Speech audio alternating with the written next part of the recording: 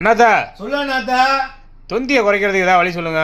சிம்பிளான வழியா நாத்தா. கரிஞ்சீரகத்தை காலை மாலை இரவு 3 வேளை குடிச்சோம் அப்படின்னா தொந்தி தொப்பையெல்லாம் கரைஞ்சு போயிடும். எத்தனை நாளைக்கு சாப்பிடணும்? 48 நாளைக்கு ஒரு மண்டலம் சாப்பிட்டா போதும். தொந்தி இருந்தினா அடிச்சு பறக்க விட்டுறலாம். மக்களே வீடியோ பார்த்து சேனலை சப்ஸ்கிரைப் பண்ணுங்க. தொந்தி இல்லாம ஊருக்கு போங்க மக்களே. இதுக்கு பேர் தான் கரிஞ்சீரகம். கரிஞ்சீரகத்தோ பலனை சொன்னோம்னா சொல்லிக்கிட்டே போனால் இந்த வீடியோ பார்த்தாது, எத்தனை வீடியோ போட்டாலும் பத்தாது. கரிஞ்சீரகத்தில் பலன் ஏகப்பட்ட இருக்கு.